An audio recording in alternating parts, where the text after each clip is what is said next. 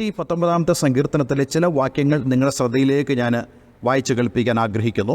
119 105 വാക്യം നമ്മളിങ്ങനെ വായിക്കുന്നുണ്ട്. നിൻ്റെ വചനം എൻ്റെ കാലിന് ദീപവും എൻ്റെ പാതയ്ക്ക് പ്രകാശവുമാകുന്നു. ഇവിടെ ഈ സങ്കീർത്തനക്കാരൻ പറയുന്നത് ദൈവത്തിൻ്റെ വചനം ആണ് എന്നെ വഴി നടത്തുന്നത്. അപ്പോൾ ഈ ഒരു വാക്യത്തിൽ നമുക്ക് മനസ്സിലാക്കാൻ സാധിക്കുന്നത് ഒരുവൻ്റെ വഴിയിൽ അവൻ എപ്രകാരം ദൈവത്തിൻ്റെ വചനം ഒരു ഗൈഡൻസ് ആയിരിക്കുന്നു.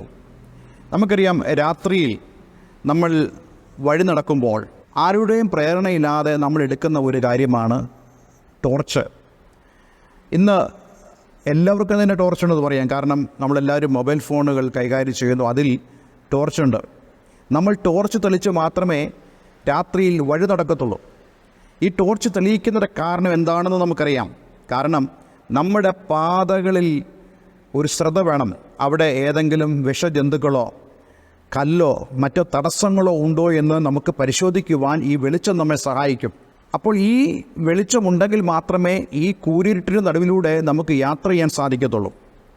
ഇനി ആത്മീയമായി അതിനെക്കുറിച്ച് സംസാരിച്ചാൽ നമുക്കറിയാം, നമ്മൾ ജീവിക്കുന്നത് ഒരു അന്ധകാര ലോകത്തിലാണ്.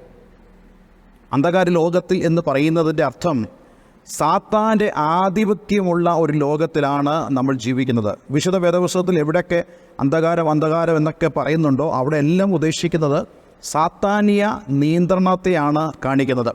അപ്പോൾ ഇന്ന് നമ്മൾ ഈ ജീവിക്കുന്നതായ ലോകം സാത്താൻ്റെ നിയന്ത്രണത്തിൽ കിടക്കുകയാണ്. എന്നാൽ ഈ ലോകത്തിൽ നമുക്ക് എങ്ങനെ ജീവിക്കാൻ സാധിക്കും എന്ന് ചോദിച്ചു കഴിഞ്ഞാൽ നമുക്ക് പ്രകാശം വേണം.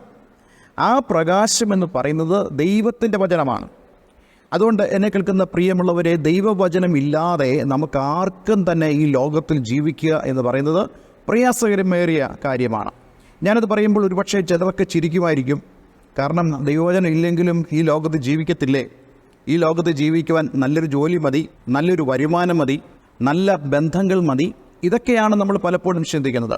എന്നാൽ നമുക്ക് തിരുവചനത്തിലൂടെ മനസ്സിലാക്കാൻ കഴിയുന്ന ഒരു കാര്യം, ഒരു ആത്മീയനെ സംബന്ധിച്ചിടത്തോളം എന്ന് പറഞ്ഞാൽ ദൈവത്താൽ നയിക്കപ്പെടുവാൻ ഒരു ദൈവപൈതലായി തീർന്ന ഒരു വ്യക്തിയെ സംബന്ധിച്ചിടത്തോളം ഈ ലോകത്തിൽ അവന് ജീവിക്കാൻ സാധിക്കണമെങ്കിൽ ദൈവത്തിൻ്റെ വചനമാകുന്ന പ്രകാശം അവന് ആവശ്യമാണ്.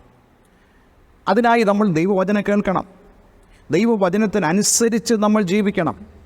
എങ്കിൽ മാത്രമേ ഈ അന്ധകാര ലോകത്തിൻ്റെ പ്രതിസന്ധികളെ നമുക്ക് മറികടക്കുവാൻ കഴിയത്തുള്ളൂ.